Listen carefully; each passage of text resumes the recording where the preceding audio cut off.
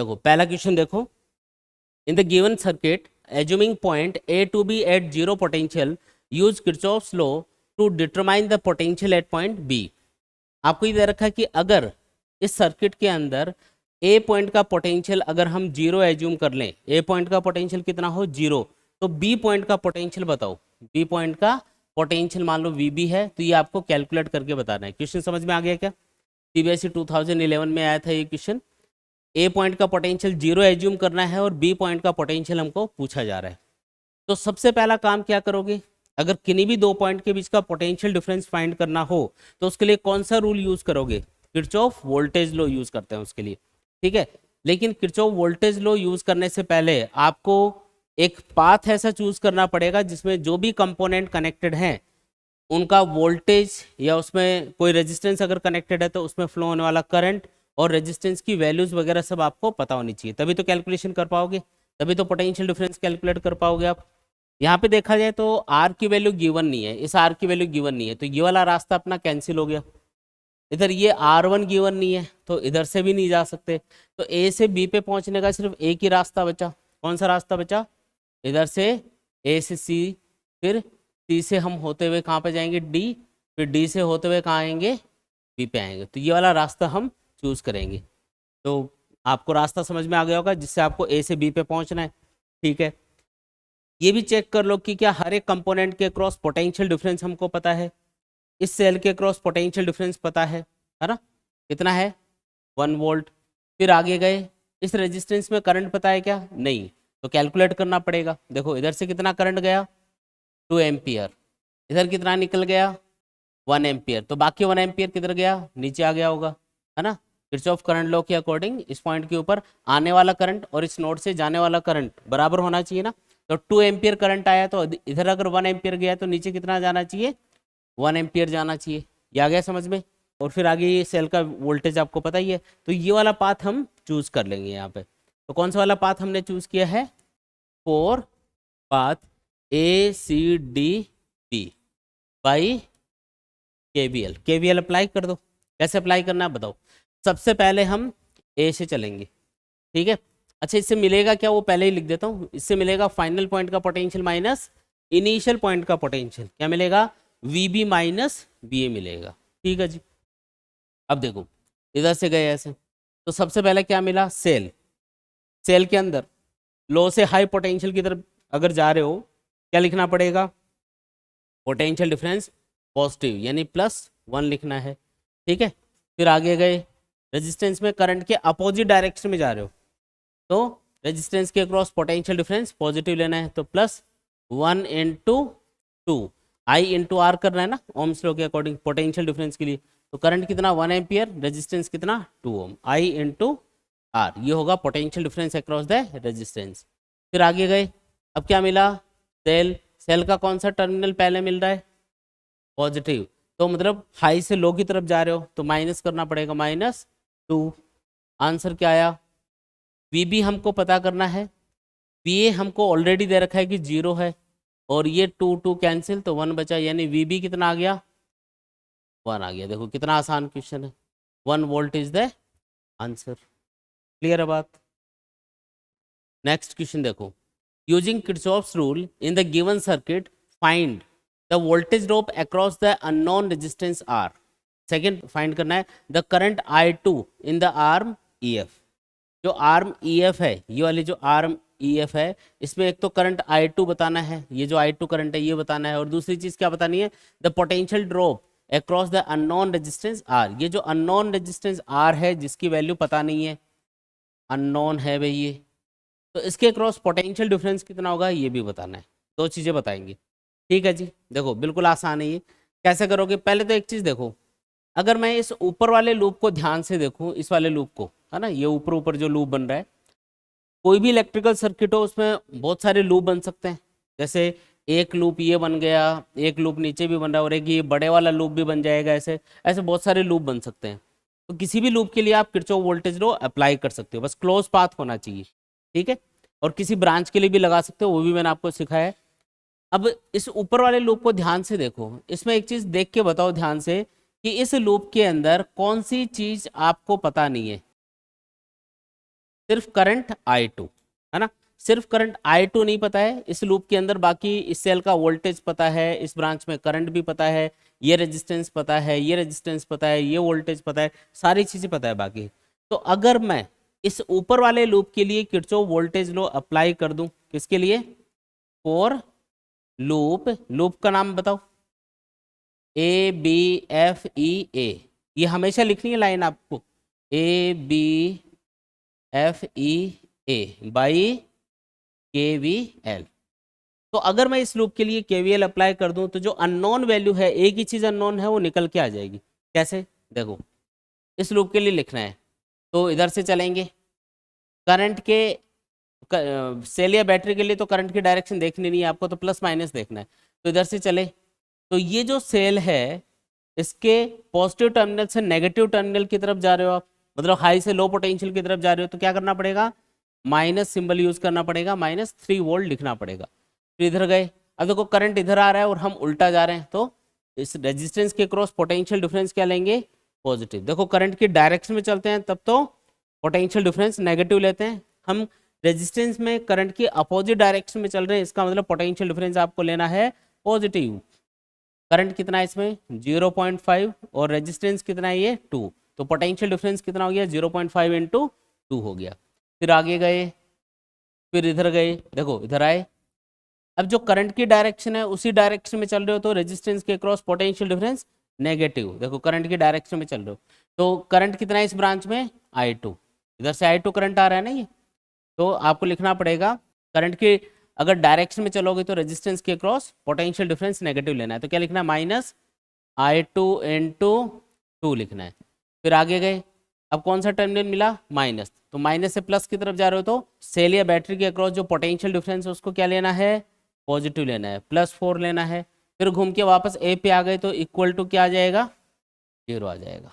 आया समझ में, ये क्लियर एकदम। देखो -3 ये 1 बन गया यहाँ पे और ये बना 4, तो 4 और एक 5, 5 में से 3 गए तो 2, तो -I2 इंटू 2, ये प्लस का 2 बनेगा इधर इक्वल टू 0, तो ये I2 इंटू 2 इक्वल टू 2, यानी कि I2 इक्वल टू कितना बोलो 1 एम्पियर, है ना, 2 से 2 कैंसिल हो जाएगा तो 2/2 क्या आएगा 1 एम्पियर आएगा। तो करंट कितना है I2 बोलो 1 एम्पियर के बराबर है।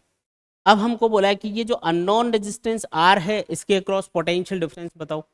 अब ये कैसे बताओगे, आपको क्या बोला, ये जो अननोन रेजिस्टेंस R है इसके अक्रॉस पोटेंशियल डिफरेंस बताओ, इसके अक्रॉस क्या करना है पोटेंशियल डिफरेंस बताना है। तो एक चीज बताओ कि ये वाली जो ब्रांच है ये कौन से दो पॉइंट्स के बीच में कनेक्टेड है, E और F, यानी कि ये दोनों ब्रांचेज आपस में पैरेलल में है। ये भी देखो E और F के बीच में कनेक्टेड है, ये भी देखो E और F के बीच में कनेक्टेड है, मतलब दोनों क्या है पैरेलल में कनेक्टेड है। अब एक चीज सोच के बताओ कि पैरेलल कॉम्बिनेशन में क्या चीज सेम होती है, वोल्टेज सेम होता है, पोटेंशियल डिफरेंस सेम होता है। सीरीज में करंट सेम होगा हर एक कंपोनेंट के अक्रॉस और पैरेलल कॉम्बिनेशन में वोल्टेज सेम होगा।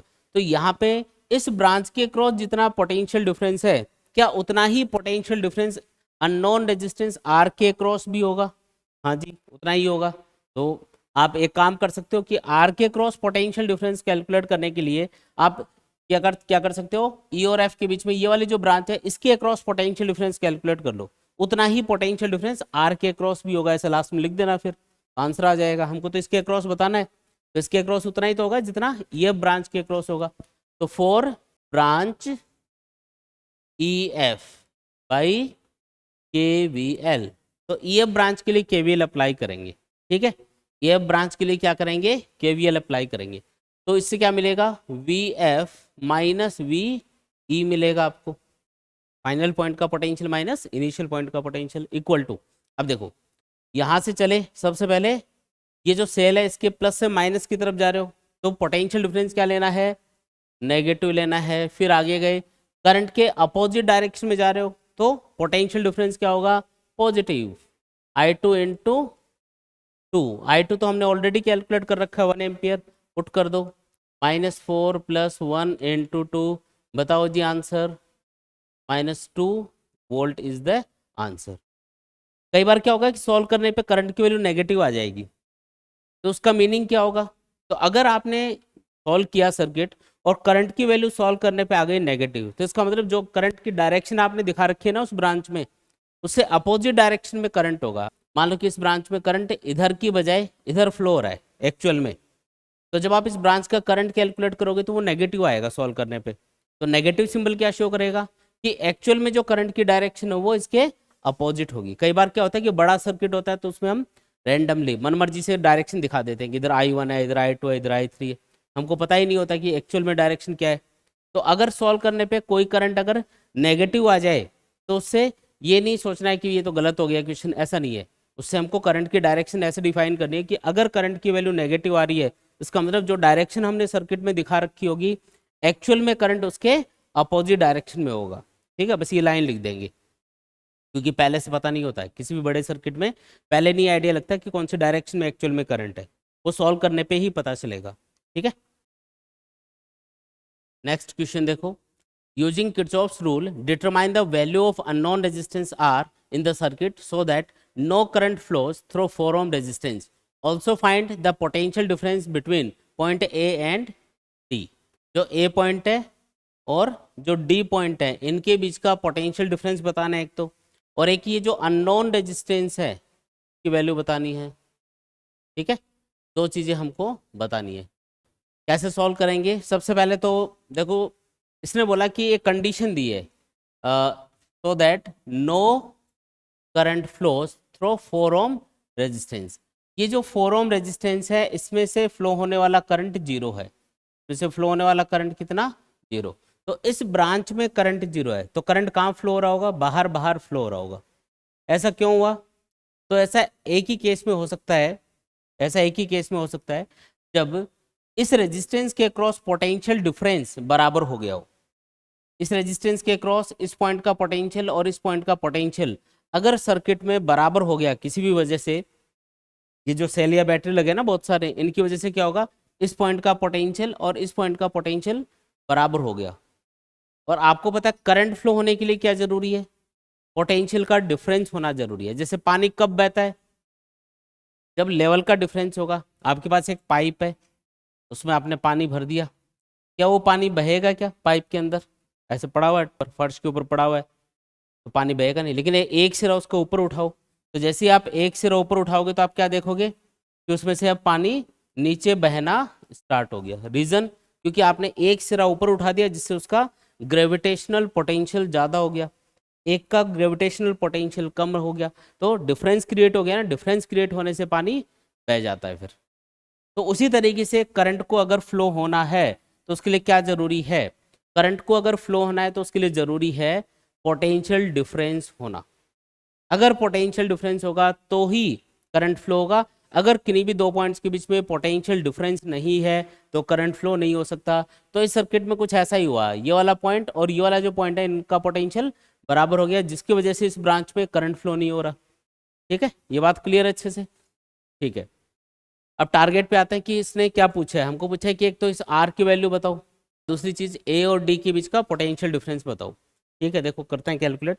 सबसे पहले ये बताओ कि ये वाला जो लूप है, इस लूप के अंदर हमको क्या क्या चीजें पता नहीं है। इस लूप को देखो, सिर्फ सिर्फ करंट आई नहीं पता। जो इस करंट में ये जो करंट जा रहा है ना, देखो इस बाहर वाले लूप में आई करंट हमने एज्यूम किया हुआ है। ये कितना करंट है? आई। इधर से होता हुआ ये करंट आई इधर आ रहा है, ऐसे फ्लो हो रहा है। इस वाली ब्रांच में तो करंट जीरो है, तो करंट बाहर बाहर फ्लो होगा ऐसे। तो ये वाला लूप जब मैं देखता हूं तो इस लूप के अंदर मुझे आई को छोड़ के बाकी सारी चीजें पता है। देखो है कि नहीं है? तो अगर मैं इस लूप के लिए किरचॉफ वोल्टेज लॉ अप्लाई करूं तो मैं आई को कैलकुलेट कर सकता हूं इजीली। तो क्या करना है? फॉर लूप, लूप का नाम क्या रखेंगे?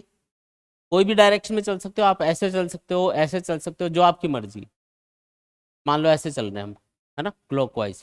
तो लूप का नाम है F E P A F by के वी एल। जो भी लॉ अप्लाई करोगे उसका नाम लिखना पड़ेगा। चलो स्टार्ट करो यहाँ से। करंट भी इधर ही जा रहा है, हम भी इधर ही जा रहे हैं, तो रेजिस्टेंस के क्रॉस पोटेंशियल डिफरेंस नेगेटिव आई इंटू 1। फिर नीचे आए, इसके क्रॉस पोटेंशियल डिफरेंस 0, क्योंकि आई 0 है तो 0 इंटू 4 0 ही आएगा, तो इसको लिखने की ज़रूरत ही नहीं है, वैसे छोड़ दो इसको।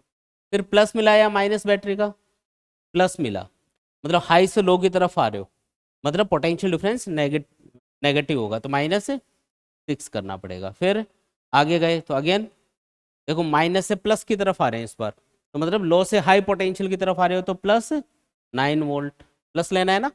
फिर देखो करंट की डायरेक्शन में जा रहे हो तो -I/1, और क्योंकि घूम के वापस F पॉइंट पे आ गए तो =0 आना चाहिए। ये माइनस का 2I बनेगा, इक्वल टू ये बनेगा -3 सॉल्व करने पे, तो I आ गया अपने पास में कितना आएगा 1.5 एम्पियर। I की वैल्यू कितनी आ गई 1.5 एम्पियर। आया समझ में ये।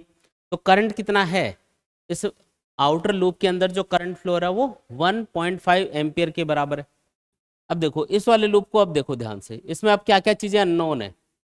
आर को छोड़ के, अब तो आई भी पता चल गया ना हमको, तो आर को छोड़ के बाकी सारी चीजें पता है, तो क्या इस लूप के लिए हम केवीएल अप्लाई करेंगे तो आर को कैलकुलेट कर सकते हैं क्या, कर सकते हैं इजीली, तो लगा दो इसके लिए। तो फॉर लूप, नाम क्या रखें इस लूप का बोलो, EDCDE, और कौन सा लो अप्लाई करना है, केवीएल अप्लाई करना है, ठीक है ओके। इधर से चले फिर इधर आए, देखो करंट की डायरेक्शन में जा रहे हो रेजिस्टेंस के अक्रॉस, तो पोटेंशियल डिफरेंस नेगेटिव, तो -I कितना है 1.5 इंटू R, ठीक है। फिर आगे गए, फिर प्लस मिला या माइनस, प्लस, मतलब हाई से लो की तरफ जा रहे हो तो माइनस कर देना है 3 वोल्ट, फिर माइनस से प्लस की तरफ तो मतलब हाई, लो से हाई की तरफ जा रहे हो तो +6 आएगा। फिर घूम के वापस वहीं आ गए, 4 ओम के अक्रॉस तो कोई पोटेंशियल डिफरेंस होगा नहीं, घूम के वापस ई पॉइंट पे आ गए तो =0, तो ये आएगा 1.5 R = 3 माइनस का, लेकिन वो माइनस माइनस कैंसिल होकर 1.5 R = 3 बन जाएगा, तो R = सीधा ही क्या लिख सकते हो 2 ओम, ठीक है। ये आ गया रेजिस्टेंस। एक चीज और पूछी इसने पूछा ए और डी पॉइंट के बीच में, ए और डी पॉइंट के बीच का पोटेंशियल डिफरेंस बताओ, है ना। तो इसके लिए एक ब्रांच चूज कर लो, कौन सी ब्रांच चूज करनी चाहिए बताओ, ABCD ये ले सकते हो, AFED ये ले सकते हो, ABED ये ले सकते हो। किसमें कम कंपोनेंट है वो ले लो, जिससे कैलकुलेशन कम करनी पड़े, बोलो।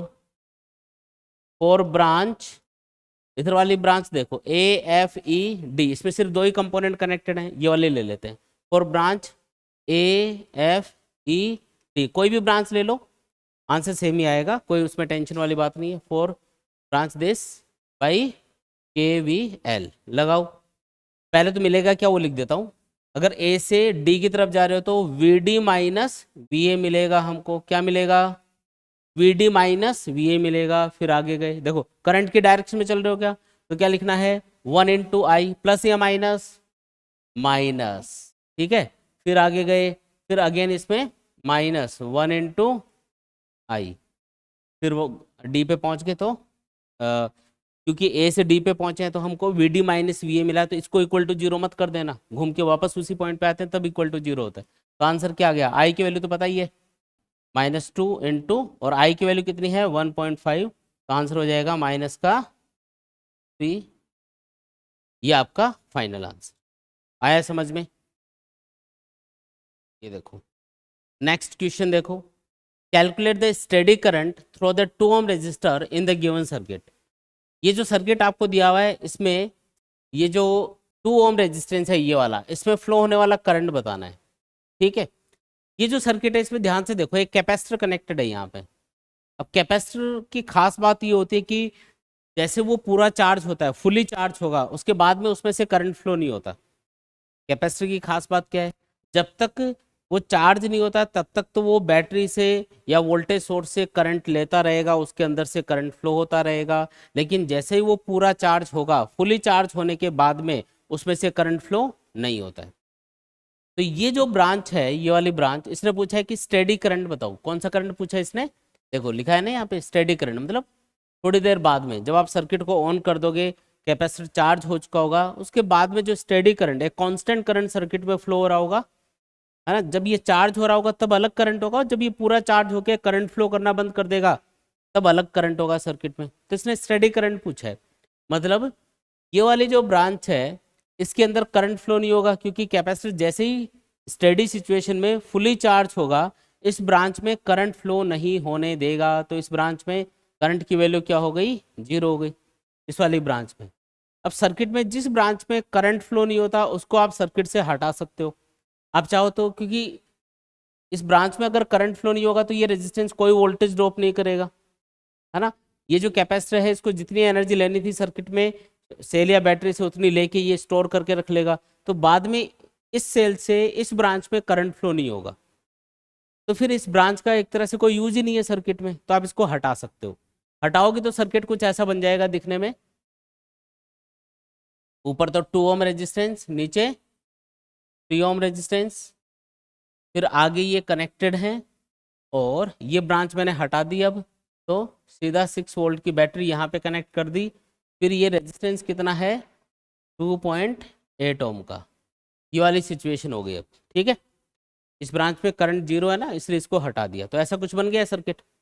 अब अगर मुझे इस 2 ओम में करंट बताना है तो पहले मैं टोटल करंट निकाल लेता हूँ सर्किट का, टोटल करंट कितना है सर्किट में, और टोटल करंट पता चल गया तो फिर इस ब्रांच और इस ब्रांच दोनों में आप करंट बता सकते हो चाहो तो। कैसे बताएंगे, तो अभी देखते हैं। सबसे पहले तो टोटल करंट फाइंड करने के लिए सर्किट का ओवरऑल रेजिस्टेंस देख लेते हैं। ये दोनों रेजिस्टेंस कैसे कनेक्टेड है, पैरेलल में, पैरेलल में इनका इक्विवेलेंट कितना आएगा, तो 1/2 + 1/3, 1/RP क्या होता है, 1/R1 + 1/R2, वो वाला फॉर्मूला लगा दिया मैंने। 6 एलसीएम, ऊपर आएगा 3 + 2 यानी कि 5/6, यानी RP कितना 6/5 यानी कि 1.2 ओम, कितना आया 1.2 ओम, ठीक है। अगर मैं पूछूं कि इस सर्किट का रेजिस्टेंस इस वाले का इतने इतने का, ये 1.2 है और ये कितना है 2.8, तो पूरे सर्किट का मिला के कितना हुआ, तो R इक्विवेलेंट अपने पास आएगा 2.8 प्लस ये जो भी होगा, क्योंकि ये इसके साथ सीरीज में है, 1.2 कितना हुआ 4 ओम।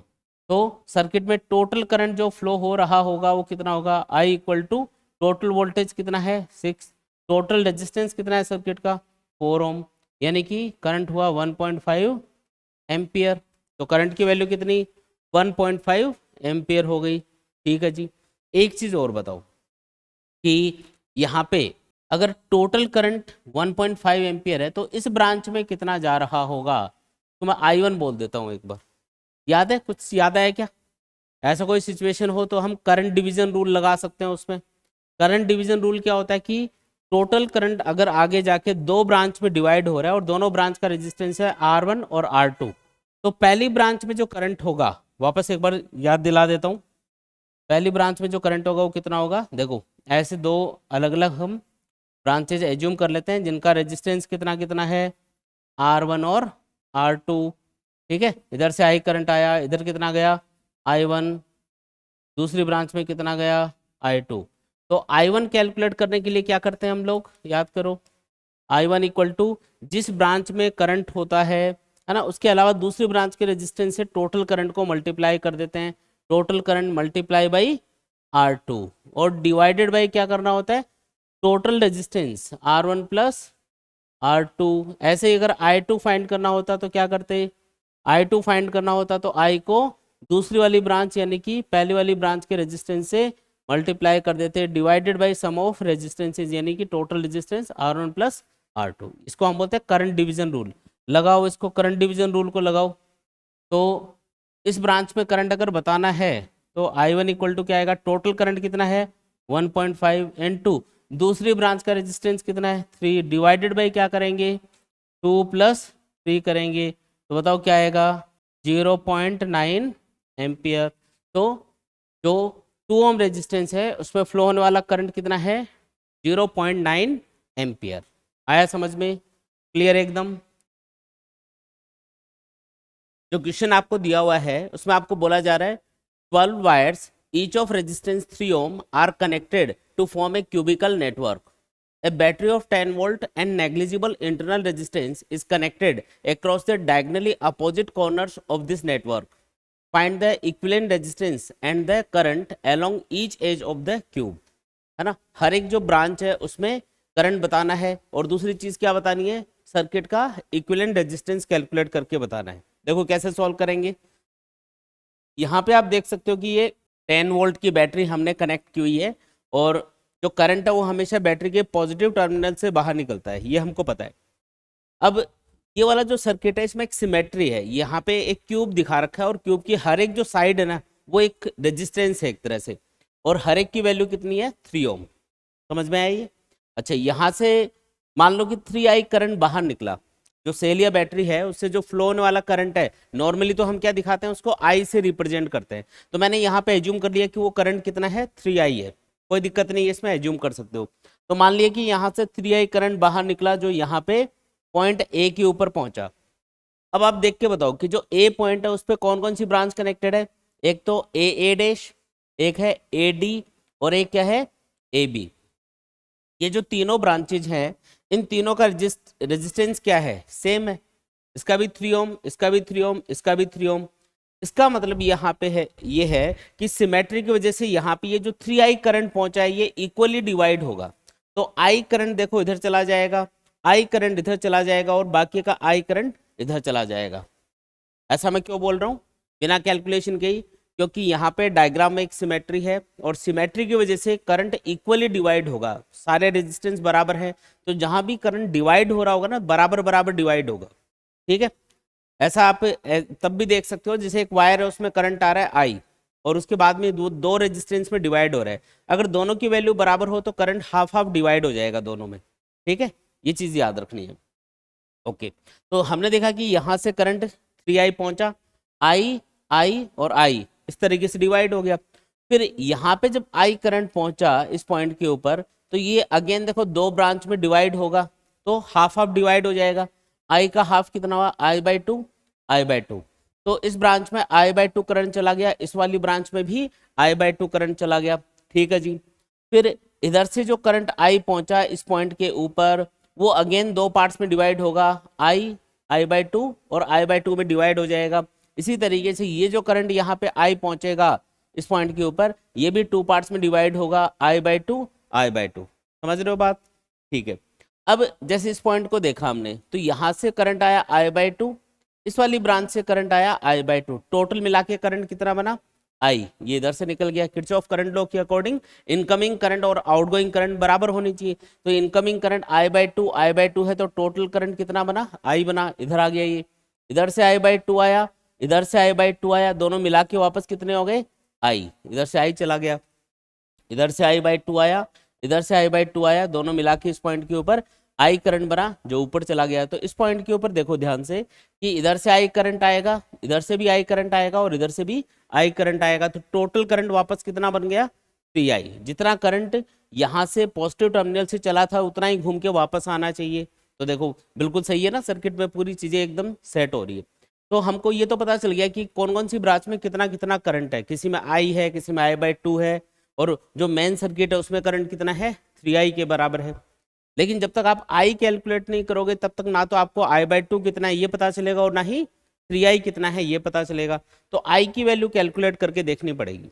अब उसके लिए क्या करें, तो एक चीज यहाँ पे ध्यान से देखो, अगर मैं इस वाले लूप की बात करूं, इस वाले लूप की, कौन सा वाला लूप है ये, इसका एक नाम है देखो, ए बी सी डैश, फिर यहाँ से होते हुए ये बैटरी, और फिर F8, है ना। ये वाला जो लूप है इसको ध्यान से देखो, है ना, थोड़ा हाईलाइट कर देता हूँ इसको मैं। इस वाले लूप की अपन बात कर रहे हैं, इस वाली ब्रांच में करंट कितना है, ये आई। फिर आगे गए, ठीक है, यहाँ पे ये कितना करंट है इसमें, i/2। फिर यहाँ से आगे गए, कितना करंट है इसमें, बोलो, आई। फिर इधर से वापस आए, इधर से होते हुए कितना करंट है इसमें, 3i। ये वापस आ गए, फिर यहाँ से होते हुए वापस ए पॉइंट पे हमको पहुँचना है, ये लो जी, ये वापस हम ए पॉइंट के ऊपर आ गए। तो इस वाले लूप की मैं बात कर रहा हूँ यहाँ पे, ठीक है जी। अब ये वाला जो लूप है इसमें आप ध्यान से देख के बताओ क्या चीज आपको पता नहीं है।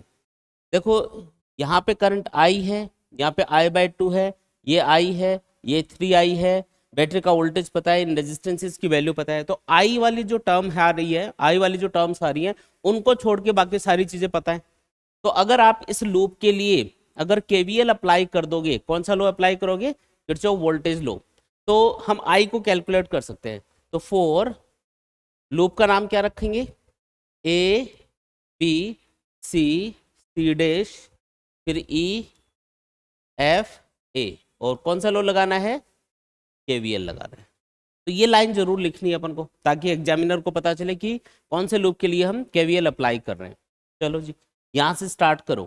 क्या बताया था, अगर करंट की डायरेक्शन में चलेंगे तो रेजिस्टेंस के अक्रॉस वोल्टेज ड्रॉप नेगेटिव लेना है।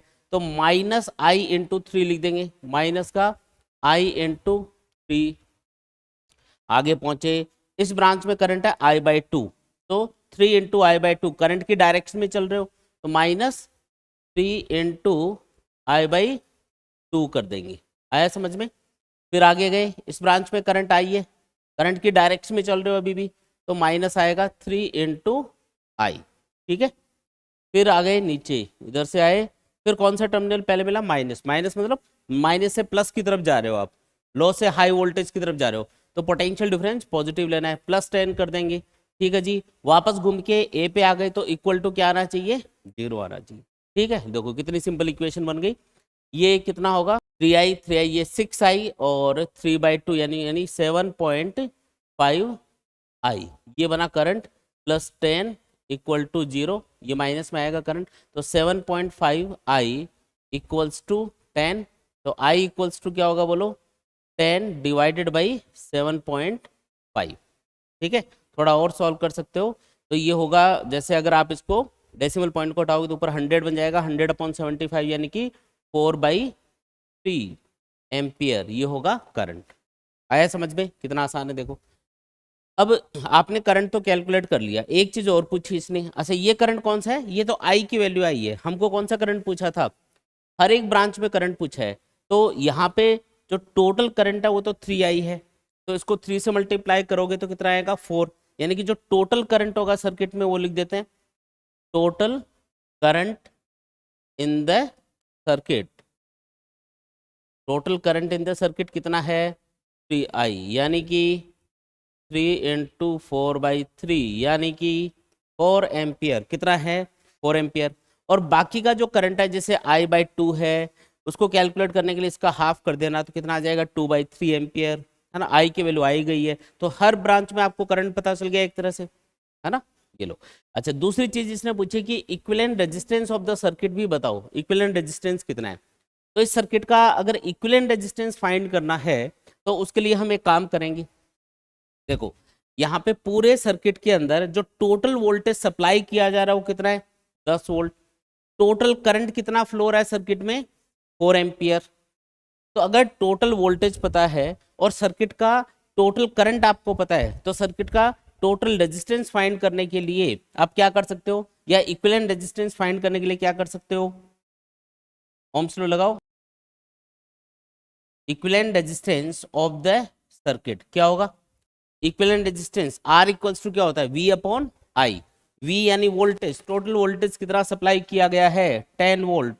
Total current in the circuit क्या है, 4 एम्पियर। बताओ आंसर क्या आएगा, 2.5 ओम, ये इसकी यूनिट होगी। तो ये आ गया पूरे सर्किट का ओवरऑल रेजिस्टेंस। क्लियर एकदम, देख लो कोई भी डाउट है तो।